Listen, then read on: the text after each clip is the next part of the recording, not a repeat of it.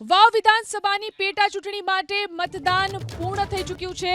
સવારે 7 વાગ્યાથી મતદાન પ્રક્રિયા જે શરૂ કરવામાં આવી હતી।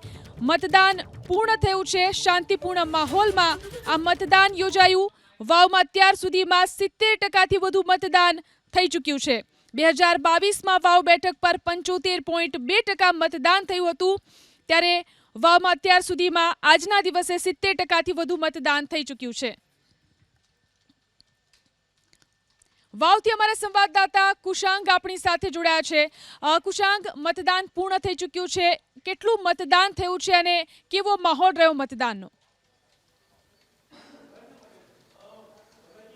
જો પેટા ચૂંટણીની વાત કરવામાં આવે તો વિધાનસભાની ચૂંટણી કરતાં પેટા ચૂંટણીમાં મતદાનનો જે રેશિયો હોય છે તે ઓછો હોય છે, પરંતુ વાવ વિધાનસભાની પેટા ચૂંટણીની વાત કરીએ તો 71 પોઈન્ટ સમથિંગ મતદાન થયું છે। હજી સુધી સત્તાવાર આંકડો સામે નથી આવી શક્યો, પરંતુ છેલ્લા 2 વાગ્યા બાદ 2 થી 4 કલાકમાં જે મતદાનનો આંકડો ગયો છે તે ખૂબ ઉપર ગયો છે। અત્યારે અમે લોકો વાવની બેઠક ઉપર આવેલા બૂથ ખાતે ઉપસ્થિત છીએ, ચાંદરવા ખાતે, અને અહીંયા આગળ ઈવીએમ સીલ કરવાની કામગીરી કરવામાં આવી રહી છે। જે પણ મતદારો અહીંયા આગળ છે તેમના મત આ ઈવીએમ પેટીમાં પડેલા હતા અને તેને અત્યારે સીલ કરવાની અને અંતિમ ગણતરી કર્યા બાદ જે તમામ ઉમેદવારો છે જે યોગ્ય લાયક ઠર્યા હતા તે લોકોના ભવિષ્ય આ ઈવીએમમાં કેદ કરવા માટેની પ્રક્રિયા છે તે ચૂંટણી અધિકારીઓ તરફથી કરવામાં આવી રહી છે।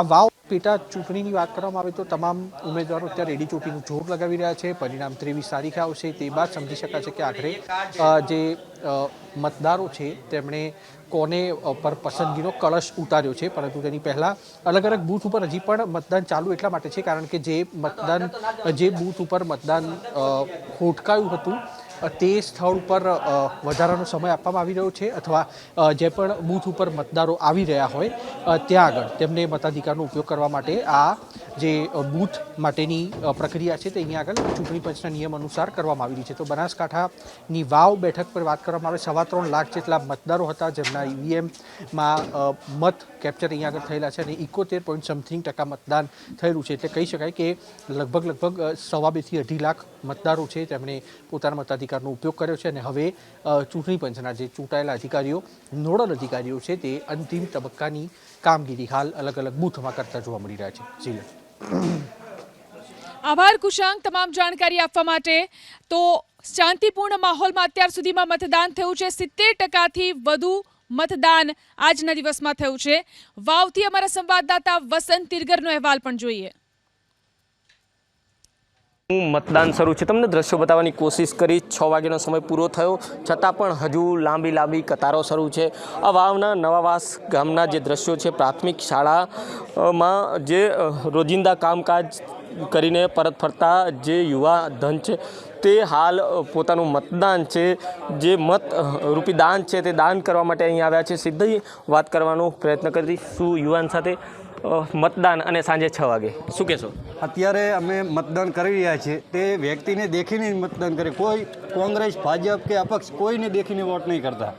અત્યારે દેખી લો કે અત્યારે કેટલા પેપર કૌભાંડ થાય છે।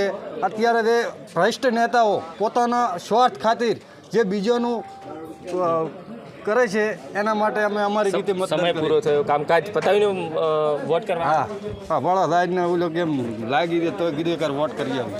બિલકુલ બીજા પણ એક યુવા છે, સીધી વાત કરીશું। સમય પતી ગયો, મતદાન કરવા આવ્યા છો, શું કહેશો? બસ 4 વાઢીને આવ્યા છો અને મતદાન તો કરીશું। એક જ મુદ્દો કે યુવાઓને રોજગાર મળી રહે, શિક્ષણ મળી રહે અને અમારા વિસ્તારમાં સારી લાઇબ્રેરી મળી રહે, સરકારે એવી આયોજન થાય અને સરકાર અમારી વાત સાંભળે, બસ એ જ મુદ્દા છે અમારી પાસે। બિલકુલ, તો લાંબી કતારો છે, 6 વાગ્યાનો સમય પૂરો થયો છતાં પણ હજુ અનેક જે વિસ્તારો છે ત્યાં હજુ મતદાન યથાવત છે। આ નવાવાસના દ્રશ્યો છે જ્યાં હજુ પણ મતદાન કરવા માટે યુવા સહિત વડીલો પહોંચ્યા છે। વસંત તિરગર, એબીપી અસ્મિતા, બનાસકાંઠા।